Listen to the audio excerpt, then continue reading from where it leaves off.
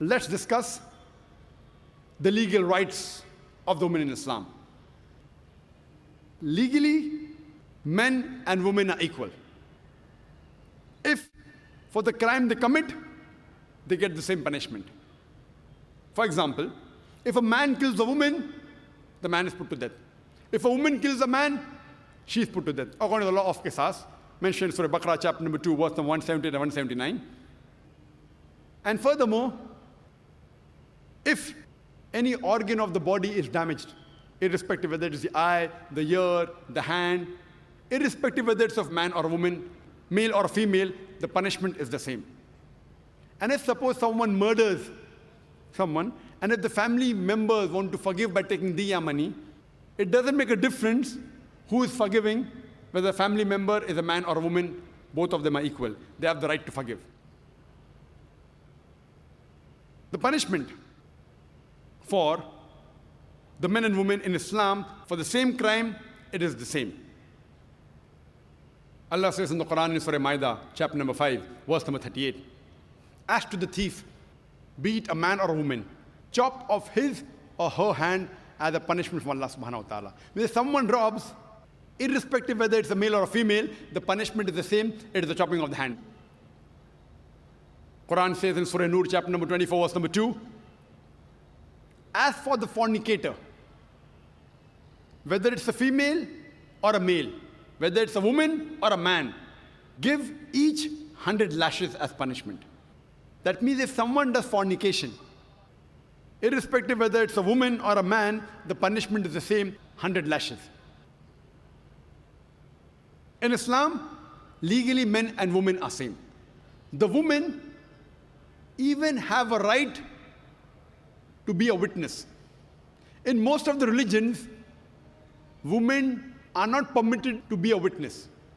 Even in the Jewish community, just a few decades earlier, as late as 1950, they were discussing should they give the woman the right to be a witness.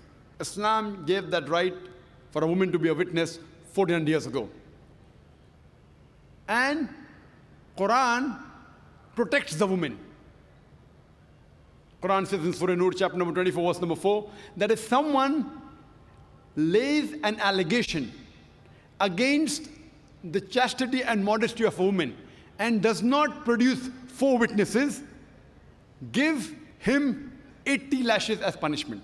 That means if you lay an allegation on the modesty or chastity of a woman, and if you cannot produce 4 witnesses, you get 80 lashes.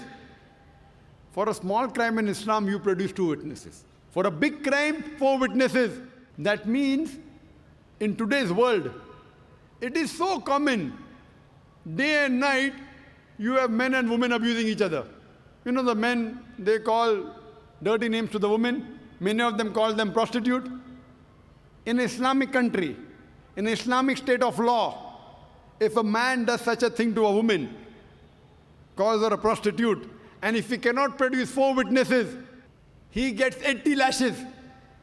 And if he produces 4 witnesses, and if any one of them falter, all of them get 80 lashes. This is how much Islam protects the woman. I don't know in any law in the world, whether it be America, whether it be UK, whether it be Canada, whether it be India. If you take an objection, if a woman goes to the court of law and says, that man abused me, what can you do? I don't know of any case in which a woman took a man for abusing her. What punishment? In Islamic law, 80 lashes. If that law is implemented anywhere in the world, a man will think 1,000,000 times before abusing a woman. This is how Islam protects the woman. And in the Western world, when a woman marries a man, she takes the name of the husband.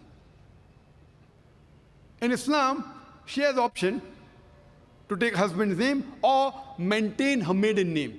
And in many of the Islamic countries, the woman, even after marrying a man, she maintains a maiden name.